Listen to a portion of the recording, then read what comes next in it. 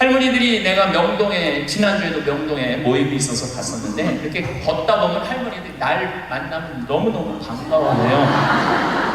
아이고 신부님 여기서 만나다니 명동 길에서. 그럼 할머니 네 분이 이렇게 만나면은 사진 찍자고, 휴대폰이 있으니까 사진 찍자고. 근데 또 찍을 줄을 모르니까 그 중에 제일 젊어 보이는 할머니한테 네가 찍으라고, 네가 제일 젊으니까. 이건 젊을수록 유리하잖아요, 휴대폰은. 근데 이 할머니가 이런 말하면 나도 잘 몰라, 그래도 네가 찍어 신부님이랑, 이런 기회가 어딨어. 그러고 이제 할머니 세 분하고 나하고 이렇게 웃으면서 내가 이렇게 사진을 딱 찍으려고 웃으면은 할머니가 딱 사진을 찍으면서 하는 소리가 있어요. 신부님, 그런데 왜 내가 나와? 왜 내가 나와? 네가 나오는지 내가 나오는지도 몰라.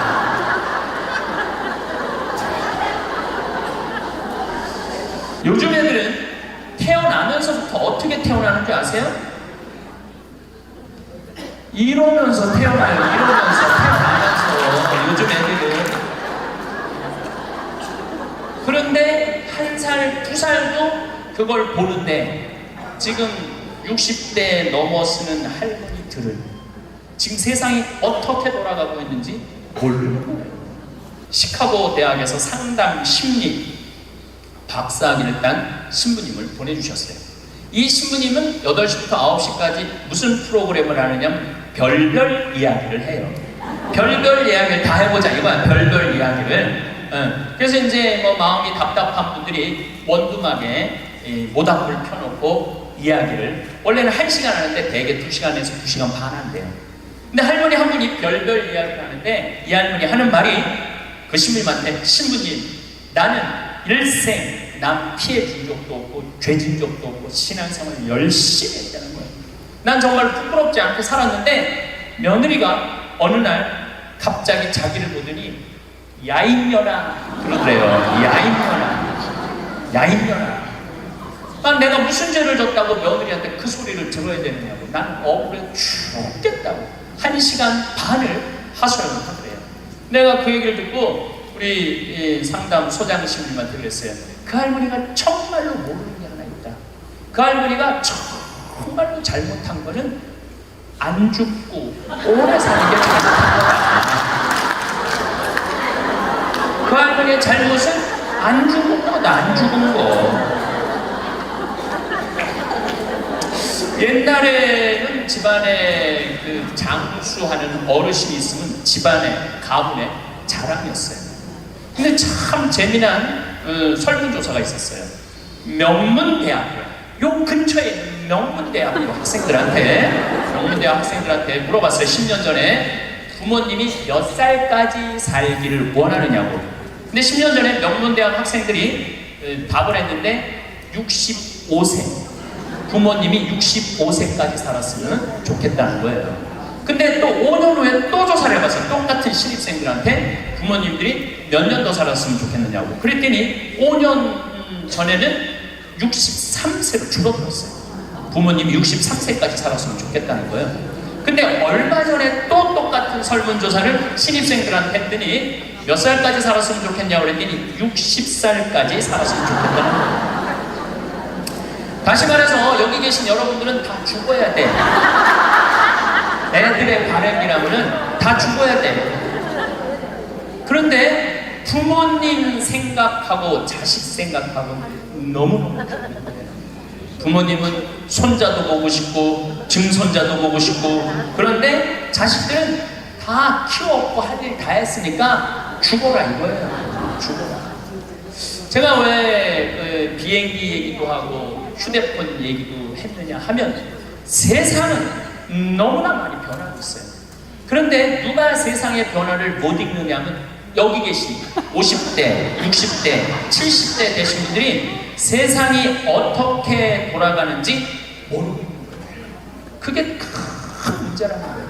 그걸 세상이 돌아가는 걸 알면 대처를 할 텐데 세상 돌아가는 거에 대해서 알지를 못하니까 야인년아 이 소리를 듣는 거예요. 그러니까 여러분들 며느리한테 야인년하는 소리 안 들으려면 어떻게 하면 좋아? 아니지, 죽으라는 얘기가 아니야. 죽으라는 얘기가 아니라 자식하고 같이 살 생각을 처음부터 하지 말아야죠. 왜 자식하고 같은 집에서 살아요?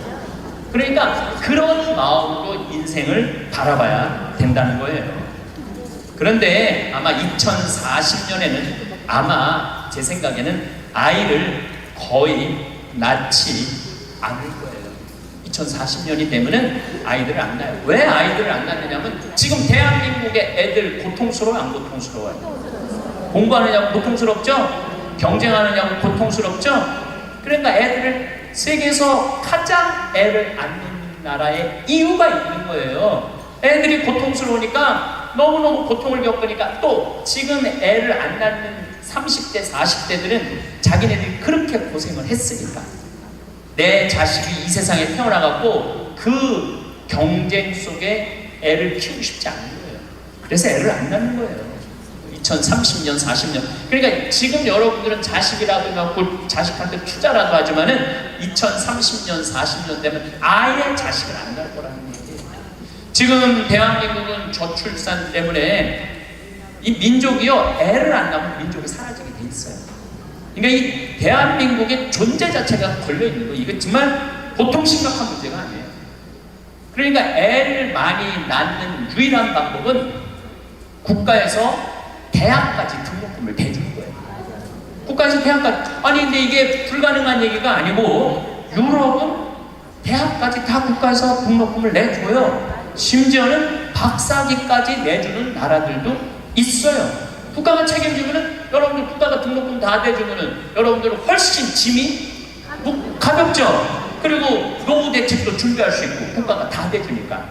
또 애를 많이 낳게 하려면은 국가가 뭐도 해야 되느냐면은 할머니, 할아버지들한테 연금도 다 보줘야 돼요. 연금도 지금 20만원, 40만원 주잖아요. 그거 80만원, 90만원까지 올려야 돼요. 80만원, 90만원까지 올릴 수 있어요. 여기 그러니까 내가 답답하다는 거예요. 그걸 어떻게 주느냐고. 우리나라 경제 규모에 있는 나라들은 다 80만원, 90만원 줘요. 지금 다른 나라들은 80만원, 90만원 다 줘요. 누구한테 돈 뺏어서? 기업 사람들한테, 돈 많은 사람들한테 뺏어서 국민들한테 주는 거예요. 그래야지 국가가 살아나는 거예요. 얼마 전에 하와이에서 우리 할머니들 25분이 평창으로 1박 2일 피정으로 왔어요. 피정하고 그 다음에 어디로 가? 제주도로 가서 전주로 갔다가 서울 가서 다시 하와이로 간대요. 그러면은 그 할머니들이 그렇게 비행기 값 내고 그렇게 뭐 일주일, 2주일 한국에 여행 오는 이유가 뭐냐면 하와이는 다른 미국보다 하와이하고 알래스카는 연금을 많이 줘요. 거의 90만원, 100만원, 뭐 110만원까지 준다고 그러는 것 같아요. 하와이는. 근데 이 할머니들이 돈을 안 쓰고 가만히 있어갖고 통장에 3만 달러가 넘잖아요. 그러면 다음에 연금을 줄여요. 이 할머니는 돈이 필요 없나 보다. 그래갖고 연금을 줄여. 그러니까 이 할머니는 돈이 나오면 그거 모아갖고 다 써야 돼. 근데 미국에 간 우리나라 하와이 할머니들도 이제 똑똑해갖고 그런 할머니들도 있지만 자식들은 돈 안 줘요. 그거 다 써갖고 다 써. 그러니까 한국도 출산율을 높이는 방법은 뭐냐면 애들 등록금 다 대주고 그 다음에 할머니들, 할아버지들 연금 다 대주면은 아니 애 낳으면 국가에서 등록금 대주고 그 다음에 늙으면 국가에서 용돈 주는데 애를 안 낳을 이유가 뭐가 있어? 애가 얼마나 사랑스러운데. 애기가 사랑스럽지 않아요? 아주 쉬운 일이야. 저 신부님 참 답답한 얘기네. 돈이 어디 있어서 그런 걸 하느냐고. 여러분들 내가 조금 전에 교도소 아주 굉장히 높은 분을 만나고 왔는데 교도소에 죄수 한 명 1년에 돌보는데 들어가는 돈이 2,500만 원이에요. 2,500만 원. 일주일에 한 번씩 고기 80년대부터 나왔대. 그리고 요즘 보리가 비싸갖고 다 쌀밥 준대. 다 쌀밥 준대. 보리가 비싸갖고. 그러면은 2,500만 원을 들여갖고 그 사람들을 감옥에다가 집어 넣는 게 낫느냐? 그 사람들 한 달에 200만 원씩 줘가면서 이 세상에서 건강하게 사느냐? 그게 어디가 좋을 것 같아? 뭐가 좋을 것 같아? 세상에 나와갖고 한 달에 200만 원씩 국가가 줘갖고 쓰는 게 나라 경제에도 도움이 되는 거예요. 우리가 이 자본주의 국가, 민주주의 국가에서 돈을 아낀다고 이게 국가가 돌아가는 게 아니에요. 옛날에 못 먹고 못 살 때는 아껴야지. 근데 지금 대한민국은 돈이 흘러 넘쳐요. 돈이 흘러 넘쳐요. 이거를 골고루 온 국민들한테 다 보내야 돼. 근데 첫 번째 보내는 건 교육비 전액 국가가 부담하는 거예요. 두 번째는 할머니 할아버지들 국가가 책임지는 거예요. 그러면은 나라는 잘 돌아가게 있어요. 죄도 없어지고 범죄도 없어지고. 학교는 그럼 어떻게 해야 되느냐? 학교 가서는 공부 가르치면 안 돼요. 경쟁을 가르치면 안 되고 사랑하는 방법, 이웃을 배려하는 방법, 협동하는 방법, 재미있게 사는 방법, 노래하고 춤추고 놀이를 가르치면은 대한민국은 정말로 행복한 나라가 될 거예요. 근데 우리는 경쟁만 앞세우는 거예요. 1등만 앞세우는 거예요. 그래서 애들이 참 착하잖아요. 이거 순한 애들한테 뭐라고 그러냐면 너 그렇게 착해 빠져갖고 어떻게 이 세상을 살라고 그래. 너 독하게 마음 먹고 살아야 돼 세상. 그러니까 계속 독해라고 그러니까 애들이 중학교 고등학교만 되면 독해져 있어요. 독해져 있어요. 이게 지금 대한민국이 뭐가 잘못된 거죠. 이제 앞으로 20년 30년 후에는 우리가 굳이 공장에 가서 일하지 않아도 돼요. 왜냐하면 누가 다 할 거냐면 로봇가 다 해요. 그러면은 앞으로 20년, 30년 후에 대한민국이 행복하려면 어떻게 해야 되냐면 국민들이 뭐에 정통해야 되냐면 인문학에 정통해야 돼요. 인문학이라는 건 뭐냐면은 인간의 가치는 뭐고 어떻게 살아야 되고 어떻게 잘 죽어야 되고 그 높은 정신적인 수준이 있으면은 서로 나누고 사는데 별 문제가 없다는 거예요. 앞으로는 컴퓨터가 우리 반 이상을 해요. 우리 살아가는 거 반 이상은 컴퓨터가 해요. 지난번에 알파고하고 우리 이세돌하고 바둑둔 거 아시죠? 네. 4승 1패. 알파고가 4승 1패 했어요. 이세돌이 1승을 했어. 유일한 1승이에요. 허재는 세계 바둑 1위 허재는 3전 3패. 근데 놀라운 건 알파고가 뭐라고 그러냐면 인공지능 컴퓨터 얘기하는 거예요. 뭐라고 그러냐면 이제는 인간하고 더 이상 바둑을 두지 않는다. 수준이 떨어져갖고 더 이상 바둑을 두지 않는다는 거예요. 인간하고. 왜냐면 자기 학습을 하거든. 자기 학습. 여러분들 요즘 로보 어드바이저라고 있어요. 로보 어드바이저. 이게 뭐냐면은 주식 투자할 때 이 로보 어드바이저한테 내 거 좀 투자 좀 해달라고 얘가 투자하는 거예요. 근데 이 로보 어드바이저가 투자를 하면 평균 수익률이 3에서 5%래요. 거의 돈을 날리는 경우는 없대. 그러니까 사람이 분석하는 것보다 누가 분석하는 게 커? 로봇가 분석하는 게 큰 거예요. 그러니까 이 세상이 완전히 새로운 세상으로 넘어가는 거죠. 우리 주위에는 누구라는 인공지능 컴퓨터가 이제 들어왔어요. 우리 집에 누구라는 얘가 뭐를 하느냐면 영화도 보여주고 음악도 틀어주고 에어컨도 틀어주고 은행 업무도 봐줘요. 기가 막힌 거예요. 대화도 해주고 주인님 일어나시라고 그러고. 그러니까 이제는 앞으로는 제가 보기엔 2040년에 가면은 결혼도 하지 않을 거예요. 결혼도 아이를 안 낳는 게 문제가 아니라 아예 결혼을 하지 않을 거예요. 미국에서는 이제 2040년에 뭐가 나왔느냐면 성생활하는 로봇가 나왔어요. 2009년에 라스베가스에서 로봇 전시회를 했는데 록시라는 여자 컴퓨터가 나왔어요. 근데 키가 1m 70, 몸무게 54kg. 그리고 이 고무 합성 재질로 해갖고 만지면 여자 피부 만지는 기분이 들어. 그러니까 굳이 이제 결혼 안 해도 돼. 아니 왜 굳이 머리 복잡한 여자하고 살아? 로봇 록시가 나왔는데 근데 이게 가격이 얼마냐면 1,000만 원. 1,000만 원. 근데 앞으로 2,000 싸기도 싸죠. 싸요. 그런데 지금 2009년에 이 전시회가 시작이 됐는데 제가 보기엔 2030년, 40년 되면은 거의 아내 역할까지 해주는 로봇가 나올 거예요. 그리고 성격도 고를 수 있대. 까칠한 여자를 고르고 싶으면 까칠한 여자를 고르고, 부드러운 여자를 고르면 부드러운 여자를 고르고. 근데 일본에서 2015년에 무슨 로봇가 나왔느냐면 아즈마 히카리라는 로봇가 나왔어요. 아즈마는 일본어로 나를 맞아주는 아내라는 로봇이야. 나를 맞아주는 아내야.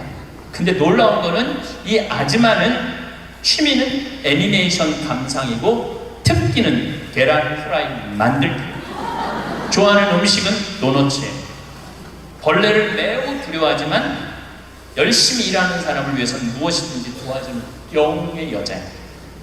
이 여자는 아침에 여보 일어나요. 출근해야죠. 남편을 깨워요. 그리고 남편이 저녁에 나 몇 시에 퇴근할 거야. 그럼 날이 더우면 에어컨을 틀어놔요. 목욕물도 데워놔요. 근데 문제는 이 꼴 저 꼴 안 보고 죽으면 되는데 그 모든 꼴을 다 봐야 돼. 근데 그게 어떤 건지도 모르고 우리는 살아가는 경우가 너무 많아요. 이 록시를 만든 개발자의 최종 목표는 실질적인 동반자의 여자를 만드는 게 최종 목표예요. 그러니까 단순히 상담도 고민도 위로도 해주는 거죠. 2040년이 되면 어떤 로봇가 나오느냐면은 감정을 벌써 근데 감정을 느끼기 시작한다고 그래요. 감정을 느끼는 로봇가 나온대요. 그럼 감정을 느끼면은 뭐 이것도 연구하고 저것도 세상 책도 읽어보고 뭐 모든 뭐 요즘 뭐 빅데이터라는 게 있어요. 모든 정보를 모으는 거야. 근데 모든 정보를 모아봤더니 하느님이 있는 것 같아. 로봇가 생각해 보기에. 그래갖고 나도 좀 세례를 받아야 되겠다. 나도 좀 신앙생활을 해야 되겠다. 그래갖고 나한테 와갖고 신부님 저 세례 좀 주세요. 저 록시가 와갖고 신부님 저 세례 받고 싶어요. 세례 줘야 돼 말아야 돼? 안 돼요? 내가 너 세례 못 줘. 그러면은 얘가 이럴 거예요. 신부님 걱정하지 마세요. 우리가 세례 주는 로봇을 만들면 돼요. 세례 주는 로봇 만들면 돼요. 이게 굉장히 복잡한 이야기인데 이게 진화의 한 과정이에요. 우리가 무슨 뭐 네안데르탈인 무슨 뭐 호모사피엔스 크로마뇽인 이게 다 진화되면서 우리가 됐잖아요. 그럼 우리가 또 진화를 해갖고 그런 DNA 조작 인간, 이 DNA 조작 인간도 제가 언제 얘기를 했냐면 1997년부터 얘기했어요. 앞으로는 DNA 조작 인간이 나올 거라고. 3D 컴퓨터 얘기는 많이 들어봤죠? 네, 그게 그 3D 컴퓨터가 자가용도 찍어내고 다 찍어내요. 근데 뭘 찍어냈느냐면 콩팥을 찍어냈어요. 콩팥을 찍어내갖고 콩팥 상한 10대 소년한테 그 콩팥을 집어넣어줬어요. 완전히 바꿔준 거죠. 콩팥을 3D 컴퓨터로. 근데 걔는 지금 거의 20살이 됐는데 레슬링 선수가 돼 있어요. 그 옛날에 뭐 장기 바꾼다 막 그랬잖아요. 그게 이제 벌써 우리 앞에 와 있는 거죠. 제가 너무 앞서 나가는 것 같지만 지구를 3일 만에 한 바퀴 도는 세상에 우리가 살고 있어요. 지금은 4차 산업의 시대라고 그래요. 4차 산업의 시대. 1차 산업은 뭐냐면은 증기기관. 와트가 실린더 증기 막 보일러 막 끓여갖고 증기가 해갖고 실린더 피스톤 왔다 갔다 해갖고 증기기관. 그래서 증기기관 배, 증기기관 기차 이런 거 생긴 게 1차 산업이에요. 2차 산업은 에디슨이 전기를 발명했어요. 전기. 그래갖고 지금 이게 다 전기의 혜택 아니에요. 지금 우리가 전기 없으면은 한순간도 못 살 거예요. 여러분들 냉장고, 밥하는 거, 뭐 뭐든지 세탁기 다 뭘로 돌려? 전기로 돌려요. 그런데 1980년대부터 본격적으로 이제는 누구의 시대가 왔느냐면 컴퓨터 시대가 왔어요. 거기에 혁신적인 사람이 벌써 죽었지만 스티브 잡스라는 사람이에요. 이제는 컴퓨터가 이제 끝나갖고 인공지능이 와갖고 이제는 4차 산업의 시대로 접어들고 있어요. 4차 산업. 4차 산업의 시대는 우리 인간하고 DNA 조작 인간하고 그 다음에 인공지능 인간하고 공유하는 세상이 온다는 거예요. 공유하는 세상이, 완전히 새로운 세상이 펼쳐지죠. 세상이 어떻게 돌아가며 어떻게 살 것인가 확실한 가치관이 서 있지 않는 한 그냥 어벙어벙하고 살다가 죽는 거예요. 그러니까 내가 이 복잡한 세상을 조금이라도 들여봐야 되겠구나 하고 공부를 하는 사람들이 많다는 거예요. 그 며칠 전에 이 동창신부 25주년이라 미사 같이 봉헌을 했어요. 내가 너무너무 사랑하는 동창신부라 분당에 가갖고, 근데 또 뭐 같은 신부님이 와갖고 얘기를 하는데, 자기가 오스트리아 대사가 자기를 초청해갖고 오스트리아를 갔는데 아주 시골을 갔대요. 근데 할머니 6이서 커피를 이렇게 찻집에서 놓고 토론을 하는데 너무너무 진지하게 토론을 하더래. 근데 뭐 말을 못 알아들으니까 그 대사한테 물어봤대요. 저 지금 무슨 토론하는 거냐고. 할머니 한 분은 철학가의 얘기를 하고, 한 할머니는 음악에 대해서 얘기하고, 한 할머니는 미술에 대해서 얘기하고, 한 할머니는 지금 이 세상에 돌아가는 정치 얘기를 토론을 몇 시간씩 하고 앉아있다는 거예요. 근데 그거는 저는 뭐 유럽을 다닐 때도 그렇고 미국을 다닐 때도 그렇게 토론한 할머니 할아버지들이 토론하는 모습을 많이 봐요. 또 자식 손자들한테도 그 깊은 얘기를 해줘요. 근데 대한민국의 할머니들을 이렇게 가만히 생각해 보면은 그렇게 토론을 할 수 있는 할머니들이 얼마나 있을까? 이거 물어보고 싶어요. 이제 그냥 밥 먹고 살고 밥 먹고 사는 세상은 지났어요. 이제 여러분들은 텔레비에서 말하는 인문학은 그 젊은 사람들 게 아니고 배운 사람들 게 아니야. 바로 여기 계신 여러분들 거예요. 그래서 인문학 강의, 근데 사실 여기 오신 분들은 아무 문제가 없어. 강의 들으러 여기 왔잖아요. 이 긴 시간 뭔가 듣는 여러분들은 정신이 깨져. 정신이 깨요. 근데 듣지도 않고 변화에 대해서 들여다보지 않는 분들은 참 답답한 거예요. 그 시대는 변하는데 나만 안 변해. 그 시대는 변하는데 나만 안 변하는 사람들을 내가 이번에 미국 가서 보고 왔어요. 미국에 가보니까 70년대 이민간 분들은 70년대 한국만 생각해요. 80년대 이민간 분들은 80년대 한국만 생각해요. IMF 때 쫄딱 망했을 때 이민간 분들은 그때만 생각을 해. IMF 우리가 탈출한 지가 얼마인데. 그러니까 70년대 이민간 분들 얘기를 들어보면은 폰이 미국으로 수출했거든요. 그럼 미국의 길에 서 있는 건 다 폰이라는 거예요.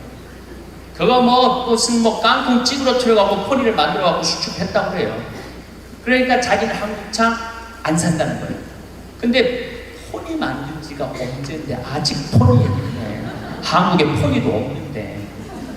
한국의 요즘 제노시스는 미국 평가에 거의 1위를 참 많이 해요. 그리고 많이 팔리고. 그리고 내가 우리나라 차들을 타보면요, 벤츠, BMW 부럽지 않아요. 정말로 차 잘 만들어요.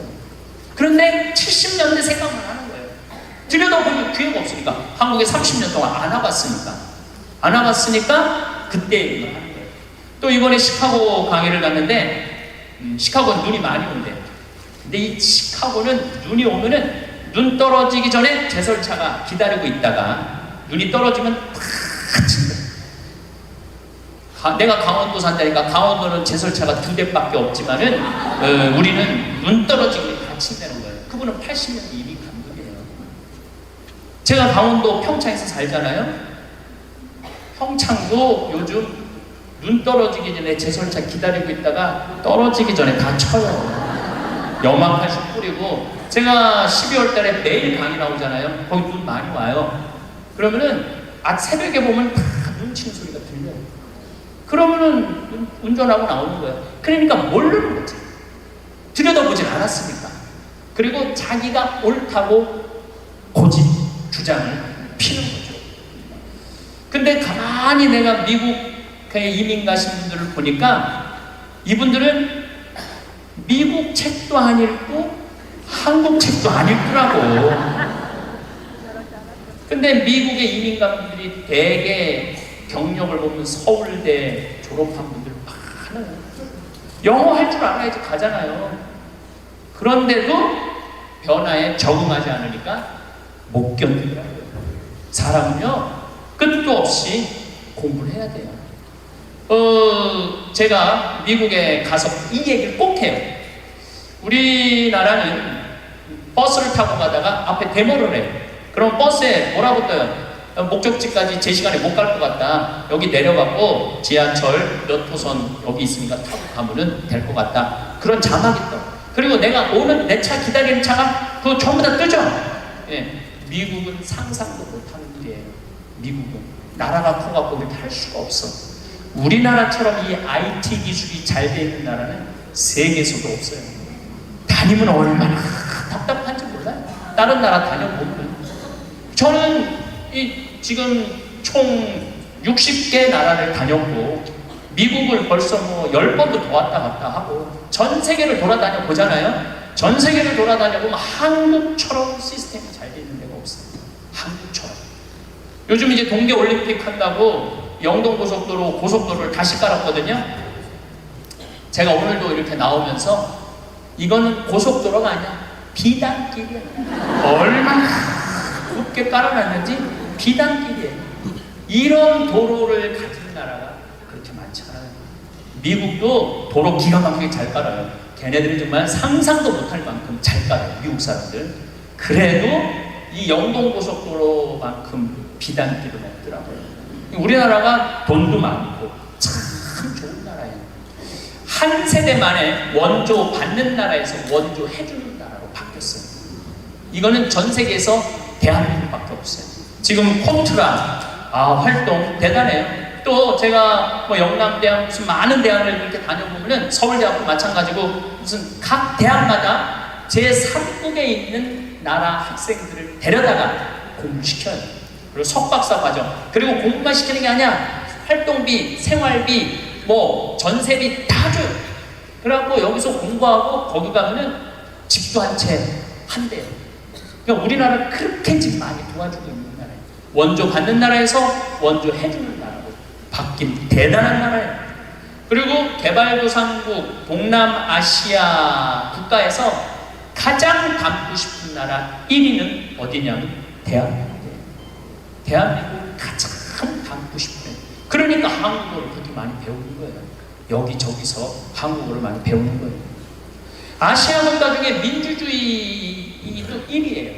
미국이 민주주의 지수가 19위, 일본이 20위, 우리나라가 21위예요. 나는 내가 보기에는 미국보다 대한민국이 더 민주주의가 좋은 것 같아요. 왜냐하면 경찰서에서 술 먹고 난동 부리고 의자 내던지는 나라는 대한민국밖에 없습니다. 경찰이 이러시면 안 된다고 그러고 막 두들겨 맞고 막 이러는 나라는 전 세계에서 대한민국밖에 없어요. 우리나라처럼 이 경찰들이 그렇게 그냥 국민들한테 공무원들 마찬가지예요.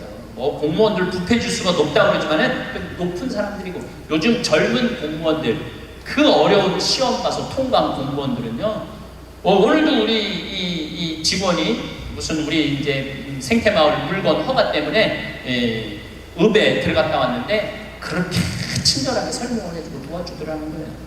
근데 미국이나 뭐 유럽이나 가보면요 공무원들이요 얼마나 고압적인데요. 기다리라고 하면 일주일도 기다려야 되고 2주도 기다려야 돼요. 참 좋은 나라에서 살고 있는 거예요 여러분들. 세계에서 최단 기간 IMF를 극복한 나라는 우리나라밖에 없어. 3년 8개월 만에. 이것도 근모은 나라. 대단하지 않아요? 한글의 기적, 문맹률이 1.7%밖에 안 돼요. 98%가 글을 읽을 수 있는 나라예요. 정말로 내가 보는 대한민국은 위대하고 대단한 나라예요. 그래서 대한민국을 뭐라고 부르냐면 대단해서 대한민국이라고 합니다. 대단해서 대한민국. 더 놀라운 건 1970년대에서부터 2010년까지 필리핀은 국민소득이 10배 증가했어요. 필리핀이 1970년서부터 2010년까지 40년 만에. 그러니까 1970년대는 필리핀이 우리보다 잘 살았다는 얘기죠. 근데 1970년세부터 2010년까지 필리핀은 10배 늘었는데 대한민국은 몇 배가 국민소득이 늘었느냐면 82배가 늘었어요. 82배. 상상을 초월할 만큼 우리가 돈도 많이 버는 나라예요. 근데 정말로 대한민국이 행복한 나라일까요? 제가 지난 7월 22일 날 아프리카 잠비아에 선교 봉사를 떠났습니다. 한국에서 인천공항에서 홍콩 들르고 홍콩에서 남아프리카 공화국 요한네스버그 공항에 가서 또 거기서 비행기를 갈아타고 잠비아까지 가는데 26시간이 걸렸어요. 26시간. 많은 분들은 이야 그러는데 내가 만약에 1000년 전에 한국에서 잠비아를 갔다면은 1년이 걸려도 못 가요. 1년이 걸려도. 아마 제 생각에는 가다가 죽었을지도 몰라요. 가다가. 그런데 그런 아프리카 잠비아를 저는 벌써 8번을 갔다 왔어요. 그러니까 8번을 갔다 왔다는 얘기는 지난 1000년 전 사람들은 상상도 못할 만큼 빠르게 산다는 거죠. 교통적인 면에서. 그리고 보름 동안 잠비아 신학교 수녀원 짓는 거 일을 하고 그 다음이 미국 강의가 있었어요. 또 다시 잠비아에서 비행기를 타고 요한네스버그 공항에 와서 15시간 비행기를 타고 뉴욕으로 갔어요. 또 뉴욕에서 최종 목적지 LA까지 6시간 비행기를 타고 갔어요. 그것 또한 26시간이 걸렸어요. 26시간이 걸렸는데 벌써 이제 지구를 한국에서 출발해갖고 거의 3분의 2바퀴를 도는 거잖아요. 그래서 미국에서 LA, 시카고, 텍사스, 덴버, 멤피스, 최종은 다시 동부 아틀란타에 가서 강의를 하고 다시 13시간을 타고 한국으로 돌아왔어요. 지구를 한 바퀴 딱 도는데 걸리는 시간은 3일이에요. 3일. 지구를 한 바퀴 도는데 걸린 시간이 3일이에요. 1000년 전에는 지구가 그렇게 동그란지도 몰랐어요. 1000년 전에는. 돈다는 건 상상도 못했고 아마 배 타고 많이 돌았겠죠. 배 타고 돌았으면 아마 거의 죽었을 거예요. 그런데 이렇게 제가 지구를 한 바퀴씩 매번 도는 게 벌써 한 5번 정도 이렇게 돌았어요. 그러니까 옛날 사람들에 비하면은 나는 엄청나게 빠른 속도로 살고 있는 거죠. 여러분들 서울에서부터 부산까지 KTX로 얼마가 걸려요? 2시간 반 걸려요. 앞으로 조금 무슨 기차가 나오면 30분 걸린대요. 30분. 부산에서부터 옛날에 한양까지 오는데 걸린 시간은 한 달이었다고 해요. 한 달. 야, 옛날에 한 달 걸리는 걸 2시간 반 만에 가는 거예요. 그런데 뭐 그렇게 조급해갖고 1초도 못 기다리고 빵빵거리고 속욕 내고 그런 거 보면은 현대인들이 엄청난 혜택을 누리고 있으면서도 많은 걸 뺏기는 것 같아요. 저는 요즘 운전을 할 때 거의 과속을 하지 않아요. 요즘 내비게이션으로 여기 딱 찍으면은 평창에서부터 삼성산까지 2시간 반 정도 걸려요. 그러면 한 30분 전에 오면은 그냥 또 요즘 차가 좋아갖고 프로조라는 걸 걸어놓으면 앞차고 간격을 자기가 알아서 뭐 껴드는 차들은 다 껴줘요. 추월하겠다는 차는 다 추월하고. 근데 예전에는 나도 급하게 다닐 때는 운전이 스트레스가 많았어요. 근데 껴줄 거 다 껴주고 양보할 거 다 양보하고 그냥 앞차 따라오니까 운전이 그렇게 편안하더라고요.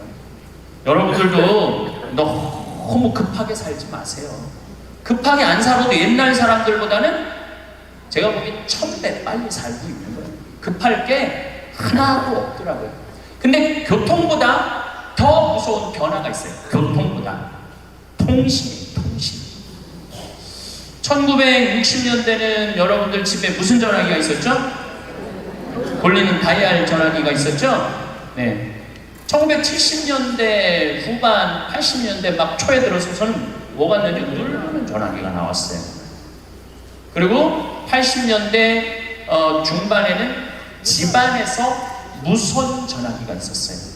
그러니까 이 거실에 이 돌리는 전화기 있을 때는 바람을 피고 싶어도 필 수가 없었어요. 거실에서 통화를 해야 되니까. 근데 이거는 뭐 화장실에 가서 들고 가서 해도 되고 그러니까 이 세상이 변하기 시작한 거죠. 1980년대 말은 드디어 우리가 알고 있는 휴대폰이 나왔어요. 휴대폰이. 이제 집 밖에서도 전화를 할 수 있는 세상이 된 거죠. 그리고 우리나라에서는 각각 나라마다 다른데 2009년에 본격적으로 스마트폰이 나왔어요. 그리고 갤럭시 1, 갤럭시 2, 갤럭시 3, 갤럭시 4, 5, 6, 7, 8까지 나왔어요. 근데 여기 계신 분들은 지금 스마트폰이 뭐고 휴대폰이 뭐고 갤럭시 1, 2, 3, 4, 5, 6, 7, 8을 구분할 수 있는 분들이 거의 없어요. 뭐가 뭔지 몰라. 전화기는 들고 있는데 네, 뭐가 뭔지는 몰라요. 이 스마트폰 안에는 그래서 제가 오늘 특별히 휴대폰을 갖고 왔는데 저는 갤럭시 8 플러스예요. 이 안에는 모든 게 다 들어와 있어요. 이걸로 내 차 시동도 걸을 수 있고 이걸로 텔레비도 볼 수 있고 동영상도 볼 수 있고 음악도 들을 수 있고 인터넷도 할 수 있고 유튜브도 볼 수 있고 이게 못하는 게 없어요. 정말 못하는 게 요 조그만 거 안에 못하는 게 없어요. 1960년대 컴퓨터가 처음 나왔을 때 컴퓨터 미사일 궤적 계산하느냐고 컴퓨터를 썼어요. 그 컴퓨터 크기는 30톤이었어요. 30톤. 그러니까 이 앞에 앉아 계신 여러분들 그런데 그거보다도 이게 성능이 더 좋아요. 훨씬 더 좋은 세상에 살고 있어요. 1990년대는 세계 10대 기업 중에 일본이 8개를 차지했어요. 근데 2010년에는 세계 10대 기업 중에 일본은 하나도 없어요. 하나도.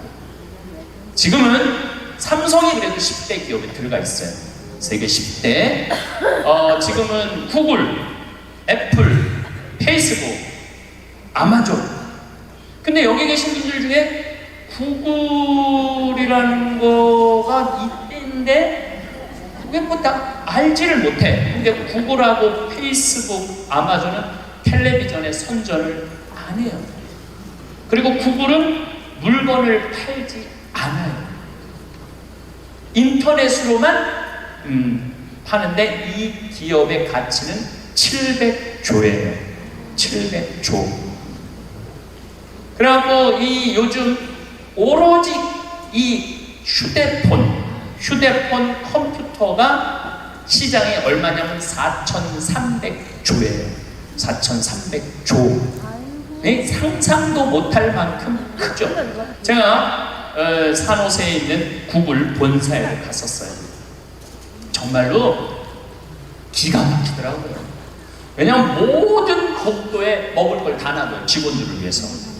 그리고 거기서 자기가 중간에 뭐 일하다가 수영하고 싶으면 요만한데 물 이렇게 내려와서 수영도 하고 모든 식당의 밥을 다 먹을 수 있어요. 근데 걔네들은 물건을 팔지 않아요. 그런데도 어마어마한 돈을 벌어요. 그게 뭐 때문이냐면 컴퓨터, 휴대폰 때문에 그래요. 세상은 너무나 많이 변하고 있죠. 삼성이 올해 수출액이 2,000억 달러가 넘어가요. 삼성이 올해 수출액이 2,000억 달러. 헝가리보다 더 많이 수출해요. 헝가리라는 나라보다도 기업 하나가 훨씬 더 많이 수출을 하죠. 제가 논문을 쓸 때 타자기로 논문을 썼어요. 근데 딱 신고가 되니까 286 컴퓨터, 386 컴퓨터, 486 컴퓨터, 586 컴퓨터, 메가 컴퓨터, 기가 컴퓨터가 나왔어요. 그때는 막 이만한 건데 요즘은 요만한 컴퓨터로 다 와요. 제가 왜 이런 말씀을 드리느냐 하면 50살 이상부터는 컴퓨터에 대해서 깜깜해요. 휴대폰에 대해서 깜깜해요. 세상은 컴퓨터, 휴대폰 세상으로 살아가고 있는데 여기 계신 분들은 깜깜이로 살아가는 거예요. 깜깜이로 살아가는 거예요. 그런데 문제는 뭐 그런 거 있어도 무슨 문제야. 그냥 살면 되지. 그런데 깜깜한 상태로서 몇 년을 살아야 되느냐 하면은 50년을 더 살아요. 깜깜한 상태에서 50년. 아침에 눈을 뜨면서 문득 이런 생각이 듭니다. 언제부터 세상이 이렇게 빨라졌을까요? 어제 같은데 벌써 오늘이고, 이번 달이 시작된 것 같은데 벌써 달력을 넘기고 있습니다. 시간만 빠른 게 아닙니다. 우리 주변의 모든 것들이 눈 칼 사이에 변해버리고 있어요. 얼마 전까지만 해도 멀리 사는 자식에게 안부를 묻기 위해서는 편지를 써야 했습니다. 정성스럽게 한자 한자 써내려가고 우표를 붙여 우체통에 넣으면 며칠 후에야 소식이 전해졌지요. 급한 일이 있으면 비싼 장거리 전화를 걸어야 했고, 그마저도 집에 있을 때만 가능했습니다. 그런데 지금은 어떤가요? 손바닥만 한 작은 기계 하나로 언제 어디서든 얼굴을 보며 대화할 수 있습니다. 멀리 떨어진 손자가 첫걸음을 떼는 순간도, 학교에서 상을 받는 모습도 실시간으로 볼 수 있게 되었어요. 이 작은 기계는 참으로 신기합니다. 전화만 되는 게 아니라 사진도 찍고 음악도 들을 수 있고, 궁금한 것이 있으면 무엇이든 물어볼 수 있습니다. 예전에는 국어사전이나 백과사전을 뒤져야 했던 일들을 이제는 몇 초 만에 해결할 수 있지요. 길을 잃었을 때도 지도를 펼쳐보던 시절이 있었는데, 이제는 목적지만 말하면 친절한 목소리가 길을 안내해줍니다. 교통수단의 변화는 더욱 놀랍습니다. 젊은 시절 고향에서 서울까지 가려면 하루 종일 걸렸던 기억이 납니다. 새벽 일찍 집을 나서서 버스를 갈아타고 기차를 타고 다시 버스를 타면서 해가 질 무렵에야 도착할 수 있었어요. 그런데 지금은 2시간이면 충분합니다. 더 멀리 부산까지도 반나절이면 갈 수 있고, 비행기를 타면 몇 시간 만에 다른 나라에 도착할 수 있어요. 이런 변화를 보면서 참 많은 생각이 듭니다. 편리해진 것은 분명하지만 때로는 너무 빨라서 숨이 차기도 합니다. 예전에는 계절이 바뀌는 것도 천천히 느낄 수 있었는데, 이제는 어느새 봄이 지나고 여름이 오고 또 어느새 가을이 되어버려요. 하지만 이런 변화 속에서도 변하지 않는 것들이 있습니다. 가족을 사랑하는 마음, 이웃과 나누는 정, 서로를 배려하는 마음은 내나 지금이나 똑같이 소중합니다. 오히려 세상이 빨라질수록 이런 따뜻한 마음들이 더욱 빛을 발하는 것 같아요. 기술이 발달하고 세상이 편리해졌다고 해서 우리가 그 변화에 휩쓸려만 살 필요는 없습니다. 새로운 것들을 배우되 우리만의 속도로 우리가 필요한 만큼만 받아들이면 됩니다. 손자가 스마트폰 사용법을 가르쳐 줄 때 처음에는 어색하고 어려웠지만 조금씩 익숙해지니 정말 유용하더군요. 멀리 사는 친구들과도 자주 연락할 수 있게 되었고, 좋아하는 음악도 언제든 들을 수 있게 되었습니다. 세상의 변화 속도가 빨라진 것은 사실이지만, 그렇다고 해서 우리가 조급해할 필요는 없어요. 변화를 관찰하고 이해하려는 마음, 새로운 것을 배우려는 열린 자세만 있다면 충분합니다. 나이가 들었다고 해서 배움을 멈출 이유는 없으니까요. 오히려 오랜 경험과 지혜가 있기에 세상의 변화를 더 깊이 이해할 수 있을 것입니다.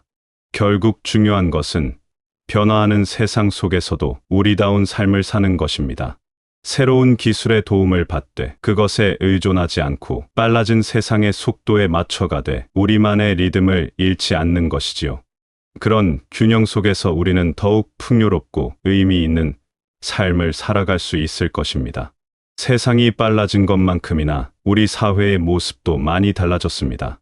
동네를 걸어보면 예전과는 사뭇 다른 풍경이 눈에 들어와요. 놀이터에서 뛰어노는 아이들의 웃음소리가 예전만큼 들리지 않고 대신 공원 벤치에는 또래 친구들과 담소를 나누는 분들이 더 많아졌습니다. 이것이 바로 우리가 살고 있는 시대의 모습이에요. 아이들이 줄어들고 있다는 이야기를 뉴스에서 자주 듣게 됩니다. 예전에는 한 집에 자녀가 셋, 넷은 기본이었는데 이제는 하나 낳기도 어려워하는 젊은 부부들이 많아졌어요. 물론 그들을 탓할 수는 없습니다. 집값은 하늘 높은 줄 모르고 치솟고 아이 하나 키우는데 드는 비용도 만만치 않으니까요. 좋은 교육을 시키려면 더 많은 돈이 필요하고 맞벌이를 해야 하는 상황에서 아이를 돌봐줄 사람을 찾기도 쉽지 않습니다. 그러다 보니 자연스럽게 우리 같은 나이 든 사람들의 비중이 높아지고 있어요. 이것을 좋지 않은 일로만 보는 시각도 있지만 저는 조금 다르게 생각합니다. 오랜 세월을 살아오면서 쌓은 경험과 지혜가 있는 우리들이 사회에서 더 큰 역할을 할 수 있는 기회가 아닐까요? 이웃을 둘러보면 정말 다양한 모습들이 보입니다. 정년 퇴직 후에도 새로운 일을 찾아 나서는 분들, 봉사활동에 열심히 참여하시는 분들, 취미 생활을 통해 제2의 인생을 즐기시는 분들까지. 예전에는 나이가 들면 그저 조용히 지내야 한다고 생각했는데 이제는 더 활발하고 적극적인 삶을 사는 분들이 많아졌어요. 하지만 이런 변화가 마냥 쉬운 것만은 아닙니다. 젊은 세대와 우리 세대 사이에 보이지 않는 벽이 생기기도 해요. 서로 다른 시대를 살아온 만큼 생각하는 방식도 중요하게 여기는 가치도 다를 수밖에 없습니다. 때로는 손자, 손녀와 대화를 나누다가도 서로를 이해하기 어려운 순간들이 있지요. 그럼에도 불구하고 가족이라는 끈은 여전히 소중합니다. 형태는 달라졌을지 몰라도 서로를 아끼는 마음은 변하지 않았어요. 예전처럼 대가족이 한 집에서 사는 경우는 드물어졌지만 그 대신 각자의 공간을 존중하면서도 필요할 때는 서로 도움을 주고받는 새로운 가족 문화가 생겨나고 있습니다. 사회 전체적으로도 이런 변화에 맞춰 새로운 제도들이 생겨나고 있어요. 아이를 키우는 부모들을 돕기 위한 지원책들, 우리 같은 나이든 사람들이 건강하고 보람된 삶을 살 수 있도록 하는 프로그램들이 점점 늘어나고 있습니다. 완벽하지는 않아도 사회가 함께 해결책을 찾아가려고 노력하는 모습을 보면 희망적이에요. 결국 이런 사회 변화를 바라보는 우리의 시각이 중요한 것 같습니다. 예전이 좋았다며 과거에만 머물러 있기보다는 지금의 현실을 받아들이고 그 안에서 우리가 할 수 있는 역할을 찾아가는 것이 필요해요. 우리가 가진 경험과 지혜를 젊은 세대와 나누고 그들의 새로운 생각과 에너지를 배우며 함께 더 나은 사회를 만들어가는 것입니다. 변화하는 사회 속에서 우리는 단순히 보호받아야 할 존재가 아니라 여전히 사회에 기여할 수 있는 소중한 구성원입니다. 나이가 들었다고 해서 우리의 역할이 끝난 것이 아니라 오히려 새로운 형태의 역할이 시작되는 것일지도 모르니까요. 요즘 뉴스를 보다 보면 로봇에 대한 이야기가 자주 나옵니다. 처음에는 그저 먼 미래의 이야기인 줄 알았는데 어느새 우리 생활 곳곳에 스며들고 있어요. 은행에 가면 사람 대신 기계가 업무를 처리해주고 마트에서는 계산대에 사람이 없어도 물건값을 계산할 수 있습니다. 심지어 집 안에서도 청소를 대신해주는 작은 로봇들이 돌아다니는 시대가 되었지요. 이런 변화를 보면서 처음에는 조금 두려운 마음이 들기도 했습니다. 기계가 사람의 일을 대신한다면 그럼 사람들은 무엇을 하며 살아야 할까요? 일자리가 줄어들면 젊은 사람들은 어떻게 생계를 꾸려갈까요? 그런 걱정들이 머릿속을 스쳐 지나갔어요. 하지만 곰곰 생각해보니 기계가 할 수 있는 일과 사람만이 할 수 있는 일은 분명히 다르다는 것을 깨달았습니다. 로봇은 정확하고 빠르게 계산을 하고 무거운 물건을 나르고 반복적인 작업을 지치지 않고 할 수 있어요. 하지만 사람의 마음을 읽고 상황에 맞게 판단하고 창의적인 아이디어를 내는 것은 여전히 사람만이 할 수 있는 일입니다. 병원에 가보면 이런 차이를 더욱 분명하게 느낄 수 있어요. 검사 장비들은 점점 정교해지고 있지만 환자의 아픈 마음을 달래주고 격려해주는 것은 여전히 의사와 간호사의 몫입니다. 따뜻한 말 한마디, 손을 잡아주는 작은 배려, 환자 개개인의 상황을 이해하고 맞춤형 치료를 고민하는 것들 말이에요. 교육 현장도 비슷합니다. 아무리 뛰어난 학습 프로그램이 나와도 학생 한 명 한 명의 특성을 파악하고 힘들어할 때 격려해주고 꿈을 키워나갈 수 있도록 도움을 주는 것은 사람인 선생님만이 할 수 있는 일이지요. 지식을 전달하는 것 이상으로 인격을 기르고 정서적으로 성장할 수 있도록 돕는 역할은 결코 기계가 대신할 수 없습니다. 이런 맥락에서 보면 앞으로의 시대에는 사람다운 마음과 감성이 더욱 중요해질 것 같아요. 기계적으로 처리할 수 있는 일들은 로봇에게 맡기고 사람은 더 사람다운 일에 집중할 수 있게 되는 거지요. 그렇다면 우리는 무엇을 준비해야 할까요? 먼저 다른 사람의 마음을 이해하고 공감하는 능력을 기르는 것이 중요합니다. 이것은 책을 통해서만 배울 수 있는 것이 아니라 실제 사람들과의 관계 속에서 자연스럽게 길러지는 것이에요. 이웃과 인사를 나누고 가족과 대화를 하고 친구들과 시간을 보내면서 서로의 감정을 나누는 경험들이 모두 소중한 공부가 됩니다. 또한 창의적으로 생각하는 능력도 필요해요. 정해진 답이 있는 문제들은 컴퓨터가 더 빠르고 정확하게 풀 수 있지만 새로운 아이디어를 내고 독창적인 해결책을 찾는 것은 사람만의 특별한 능력입니다. 이런 능력은 다양한 경험을 통해 기를 수 있어요. 새로운 취미를 시작해보고 평소에 가보지 않던 곳을 여행하고 다른 분야의 책을 읽어보는 것들이 모두 도움이 됩니다. 문학이나 역사, 예술 같은 분야의 중요성도 더욱 커질 것입니다. 이런 분야들은 사람의 마음과 감정, 문화와 전통을 다루기 때문이에요. 시를 읽으며 느끼는 감동, 소설을 통해 경험하는 다양한 인생, 역사를 통해 배우는 지혜들은 기계가 줄 수 없는 소중한 자산입니다. 우리 세대가 가진 장점을 생각해보면 더욱 희망적입니다. 오랜 세월을 살아오면서 쌓은 인생, 경험과 지혜는 그 어떤 기계도 따라올 수 없는 귀중한 자산이에요. 어려운 상황을 헤쳐나온 경험, 사람들과의 관계에서 배운 처세술, 인생의 참된 가치에 대한 깨달음들은 모두 로봇 시대에도 여전히 빛을 발할 것입니다. 젊은 세대들이 새로운 기술을 빠르게 익히는 것처럼 우리도 우리만의 방식으로 변화에 적응해 나갈 수 있어요. 완전히 새로운 것을 배우기보다는 우리가 이미 가지고 있는 장점들을 더욱 발전시키 그것을 젊은 세대와 나누는 것이 중요합니다. 예를 들어 손자에게 옛날 이야기를 들려주는 것도 단순한 추억 나누기가 아니라 소중한 교육이 될 수 있어요. 그 이야기 속에는 인간관계의 지혜, 어려움을 극복하는 방법, 삶의 가치관 등이 모두 담겨 있으니까요. 이런 것들은 아무리 발달한 기술로도 전달하기 어려운 사람만의 특별한 자산입니다. 결국 로봇 시대가 온다고 해서 사람의 가치가 줄어드는 것이 아니라 오히려 진정한 인간다움의 가치가 더욱 부각되는 시대가 될 것 같아요. 기계가 할 수 있는 일은 기계에게 맡기고 사람은 더 사람다운 일에 집중할 수 있게 되는 거지요. 그러니 두려워하지 말고 우리만의 준비를 해나가면 됩니다. 사람을 사랑하는 마음, 다른 이를 배려하는 정신, 삶의 지혜와 경험을 나누는 따뜻함 등을 계속 기르고 발전시켜 나가는 것입니다. 이런 것들이야말로 앞으로의 시대에 가장 소중한 자산이 될 테니까요. 이렇게 빠르게 변화하는 세상 속에서 가장 중요한 것은 무엇일까요? 바로 세상이 어떻게 돌아가는지를 이해하려는 마음가짐이라고 생각합니다.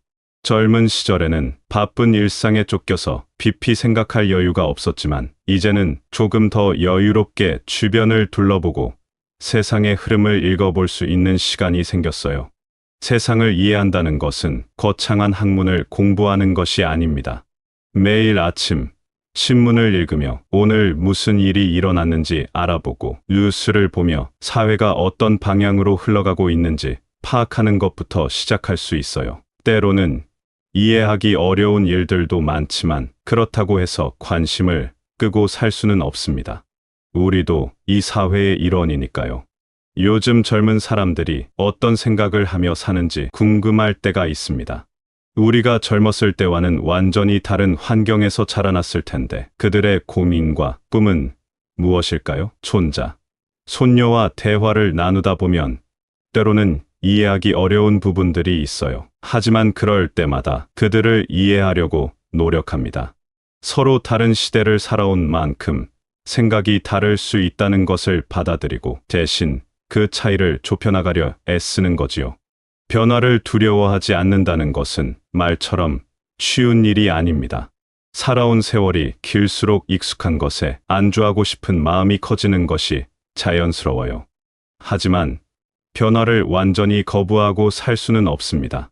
세상은 계속 변하고 있고 우리도 그 변화의 물결 속에서 살아가고 있으니까요. 그렇다고 해서 모든 변화를 무조건 받아들여야 한다는 것은 아닙니다.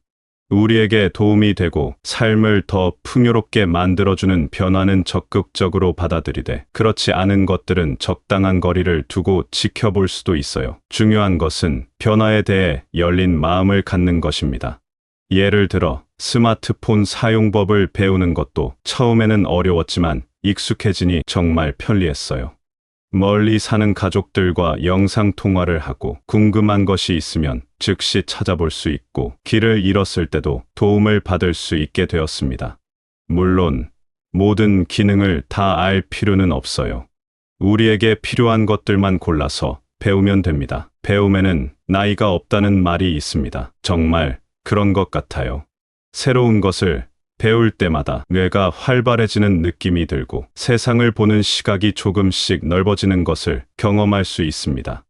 꼭 어려운 것을 배울 필요는 없어요. 새로운 요리법을 익혀보거나 처음 해보는 취미활동을 시작하거나 평소에 관심 없던 분야의 책을 읽어보는 것만으로도 충분합니다. 건강을 챙기는 것도 중요한 배움 중 하나예요. 예전에는 아프면 그냥 참고 지내는 경우가 많았지만 이제는 건강에 대한 정보도 많고 의료 기술도 발달해서 더 적극적으로 건강을 관리할 수 있게 되었습니다. 정기검진을 받고 적절한 운동을 하고 균형 잡힌 식사를 하는 것들이 모두 새로운 시대에 맞는 건강관리법이에요. 사회 참여도 빼놓을 수 없는 부분입니다. 선거가 있을 때 투표에 참여하는 것은 기본이고 지역사회의 크고 작은 일들에도 관심을 갖는 것이 좋아요. 우리가 살고 있는 동네가 어떻게 변화하고 있는지, 어떤 문제들이 있는지 알아두면 더 나은 해결책을 제시할 수도 있습니다. 봉사활동도 좋은 방법 중 하나입니다. 우리가 가진 경험과 시간을 다른 사람들을 위해 나누는 것이지요. 복지관에서 후배들에게 기술을 가르쳐 주거나 도서관에서 아이들에게 책을 읽어주거나 환경 정화 활동에 참여하는 것들이 모두 의미 있는 일들입니다. 가족과의 관계도 새롭게 정의해 나가야 할 부분이에요. 예전처럼 권위적인 관계보다는 서로를 존중하고 이해하는 관계로 발전시켜 나가는 것이 좋습니다. 자녀들의 선택을 인정해주고 손자, 손녀들과는 친구 같은 관계를 만들어가는 것이지요. 세대 간의 차이는 있지만 그 차이를 인정하고 받아들이면서 서로에게서 배울 점을 찾아가는 것입니다. 친구 관계도 마찬가지예요. 오랜 친구들과는 추억을 나누면서도 새로운 이야기들을 만들어가고 새로운 사람들과도 인연을 맺어가며 인간관계의 폭을 넓혀가는 것이 좋습니다. 나이가 들었다고 해서 새로운 친구를 사귀지 못할 이유는 없으니까요. 무엇보다 중요한 것은 호기심을 잃지 않는 것입니다. 세상에는 여전히 모르는 것들이 너무나 많고 경험해보지 못한 일들도 많아요. 그런 것들에 대한 호기심과 관심을 계속 유지한다면 삶이 더욱 흥미로워질 것입니다. 행복한 삶이란 거창한 것이 아니라고 생각해요.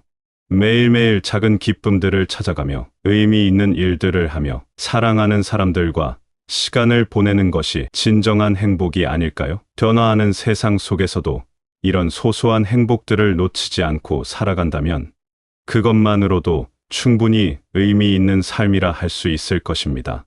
이렇게 긴 이야기를 나누다 보니 문득 이런 생각이 듭니다.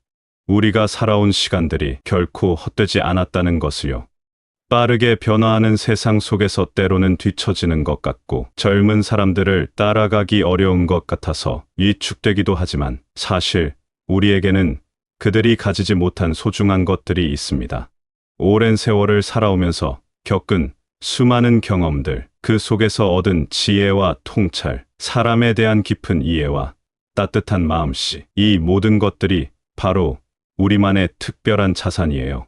이런 것들은 하루아침에 만들어지는 것이 아니라 긴 시간과 다양한 경험을 통해서만 얻을 수 있는 귀중한 보물들입니다. 세상이 아무리 빨라져도 기술이 아무리 발달해도 사람의 마음을 읽고 위로해주는 것, 인생의 어려운 순간에 지혜로운 조언을 해주는 것, 따뜻한 사랑으로 가족을 돌보는 것은 여전히 우리가 가장 잘할 수 있는 일들입니다. 그러니 너무 조급해하지 마세요. 모든 것을 다 알아야 하고 모든 변화에 다 맞춰가야 한다는 부담을 가질 필요는 없어요. 우리는 우리만의 속도로 우리에게 필요한 것들을 하나씩 배워가면 됩니다. 완벽하지 않아도 괜찮고 때로는 실수를 해도 괜찮습니다. 중요한 것은 포기하지 않고 계속 나아가려는 마음이니까요. 변화하는 세상 속에서도 변하지 않는 것들이 있다는 것을 기억하세요. 가족을 사랑하는 마음, 이웃을 배려하는 정신, 어려운 사람을 돕고 싶어 하는 착한 마음, 이런 것들은 시대가 바뀌어도 여전히 소중하고 아름다운 가치들입니다. 오늘도 이런 마음들을 잃지 않고 살아가는 여러분 모두가 정말 자랑스럽고 대단합니다. 세상이 어떻게 변하든 여러분이 살아온 삶과 앞으로 살아갈 삶은 분명히 의미 있고 소중한 것들입니다. 그 사실을 잊지 마시고 오늘도 건강하고 행복한 하루 되시기 바랍니다.